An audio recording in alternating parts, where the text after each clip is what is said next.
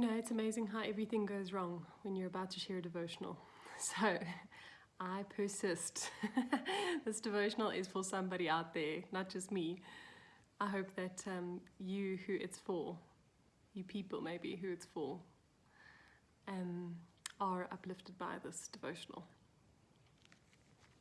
I read out of 2 Corinthians, one of the letters that Paul wrote to the Corinthians, 2 Corinthians 1 verse 6. It says, "If we are afflicted, it is for your consolidation and salvation. Or, if we are comforted, it is for your consolidation and salvation."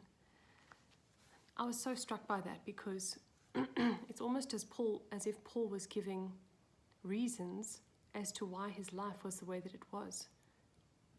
If he was down, it was for this purpose. If he was up, it was for this purpose. And what was the purpose? The purpose was twofold: for your consolidation and for your affliction, for your salvation, for your consolidation and for your salvation. Now, I personally understand what salvation is, to get saved, to get born again, to come to know who Jesus is and to follow him and to work that salvation out with fear and trembling throughout my life. However, I needed to Google what consolidation is because I'm not big into business. And the only thing I know about consolidation is that, it's like to bring 2 companies into one and merge them, to consolidate them. And so the dictionary version of consolidation is to take many small parts and to put them into one to create one greater force that then gets built up over time and becomes much more powerful than any of those potentially small parts could have been individually. And so now I just felt like, wow, that is so amazing. Because that's exactly what we are as the church. We are these individual people who have undergone salvation. And now we are coming together to create one greater part. And this is what Paul is saying to the Corinthians, is that this is what we need to live for. If we're afflicted, we need to live for the consolidation, not only salvation, to live for salvation, yes, of the church, to get the lost saved, but also the consolidation of the church, salvation and consolidation, to put us together and to make us greater. And is that not so incredible that no matter how high or how low we are, this is our purpose, is to live for the salvation and the consolidation of the church. And so I was just saying to the Lord, will you give us creative insight? And will you fill us with your true love?